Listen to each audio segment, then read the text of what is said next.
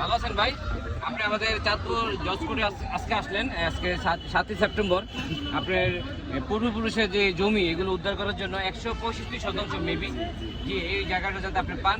আমি আমি আপনার বুপে, গরিবের বুপে আগারগাঁ খেতে যাবো। আপনার ঠিকানা একটু বলেন, অনেকে ঠিকানাটা জানতে চায়। আগারগাঁও তালতলা বাস স্ট্যান্ড, মিরপুর 10 নম্বর যাইতে গেলে পরে Agargaon Taltala bus stand, metro rail 336 নম্বর ফিলার, শাওরাপাড়ার আগে।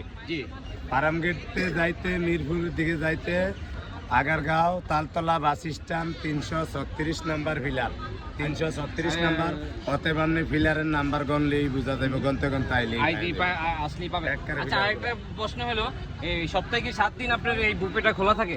আমার এটা 6 মাসে একদিন বন্ধ হয় না। আমি অসুস্থ হইয়া থাকলে এদিন বন্ধ থাকে, আর নাইলে বন্ধ হয় না। আচ্ছা, আপনাকে একটা জিনিস বলতে চাচ্ছি, এই যে আমাদের বাদন ভাই, উনি কিন্তু অনেক সামাজিক কাজ করে। আমাদের যারা ঘর থেকে বের হয়নি, উনি কিন্তু অনেক মানুষের যারা মারা গিয়েছে করোনায় আক্রান্ত হয়ে, উনি অনেকের লাশ দাফন করেছে।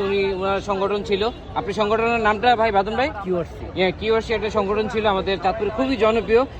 আমি বাদন ভাইকে একটা প্রশ্ন করতেছি ভাই। আসসালামু আলাইকুম, ভালো আছেন ভাই? আপনি তো মিজান ভাইয়ের কাছে দীর্ঘ অনেক সময় ছিলেন বা ওনাকে সহযোগিতা করতেছেন। আমাদের চাঁদপুর নিয়ে আপনার কি ভাবনা?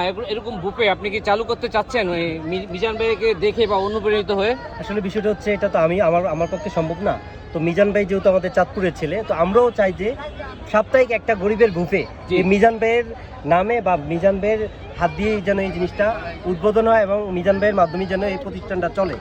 আমরা কি আশা করতে পারি আপনার হাত ধরে আমাদের চাঁদপুরে এরকম একটা বুফে অন্তত সপ্তাহে একদিন গরিবের জন্য এক বেলা খাবার 100 টাকার বিনিময়, অল্প টাকার বিনিময়ে আপনি খাবারটা করবেন, আয়োজন করবেন? ইনশাল্লাহ।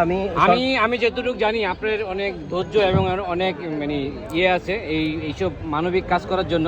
যেহেতু আপনি করোনাকালীন মানুষ যখন ঘর থেকে বের হয় না, তখন আপনি বের হয়ে মানুষের সেবা করেছেন। মানুষের অক্সিজেন দরকার ছিল, অক্সিজেনের জন্য গিয়েছেন। এবং যারা মৃত্যুবরণ করেছে, নিজের আত্মীয় যারা কাছের মানুষ যখন ঘর থেকে বের হয় না ওই লাশ দাফন করার জন্য, ঠিক ওই সময় আপনারা কিউআরসি ওইখানে উপস্থিত হয়ে লাশ দাফনের জন্য ব্যবস্থা করেছেন। এই কারণে আমি আসলে আপনাকে আমার খুব ভালো লাগে। আর আপনি এমন একটা কাজ করতেছেন আমাদের মিজান ভাইয়ের জন্য। মিজান ভাইয়ের যেই জমিটা পূর্বপুরুষের, এই জমিটা যেহেতু ফিরে আসে, এটার জন্য ওনাকে সহযোগিতা কে করতেছে আমাদের চাঁদপুরে? মানে ওনাকে চাঁদপুরে আইনগত সহযোগিতা কে দিচ্ছে? আইনগত সহযোগিতা করতেছে আকাশ ভাই, আরো দুইজন আইনজীবী আছে। আর মূলত কথা হচ্ছে, শুধু আমরা করলে হবে না, পুরো বাংলাদেশের মানুষের সহযোগিতা করতে হবে। মিজান ভাইয়ের পাশে পুরো বাংলাদেশ আছে। আমি ওনার জন্য দোয়া করি। আসলে আমি ওনার ভিডিও করতে আসছি এই কারণে, উনি একটা মানবিক মানুষ। 100 টাকার বিনিময়ে গরুর মাংস, ভাত এবং আনলিমিটেড ভাত খাওয়ায় আগারগাঁ। এই জন্য আমি ওনার ভিডিওটা করতে আসছি। এই কারণে ওনাকে দেখে আরও বাংলাদেশের 64টা জেলায় আরও এরকম বুফে তৈরি হোক, অসহায় মানুষের জন্য খাবার তৈরি হোক, যাতে মানুষ খাবারের জন্য চিন্তা না হয়। আর খাবার না পেলেই মানুষ অপরাধে জড়িয়ে যায়। অনেক অপরাধে জড়িয়ে একবেলা পেটে পড়লে মানুষের পিঠে সয়, যেরকম একটা আগের একটা ধারা আছে। আমি মিজান ভাইয়ের জন্য অনেক শুভকামনা রইল ভাই, ভালো থাকবেন। ইনশাআল্লাহ আপনার জায়গা জমিন, পূর্বপুরুষের জমিন ফিরে পান। আমি বাদন ভাইকে অনেক ধন্যবাদ। আপনার কারণে আসলে উনি এতটুকু আসতে পেরেছে। না, আমার কারণে আসলে মূলত হচ্ছে পুরো বাংলাদেশ এবং প্রবাসী ভাইদের সহযোগিতার কারণে আমি তো জাস্ট একটা উসিলা।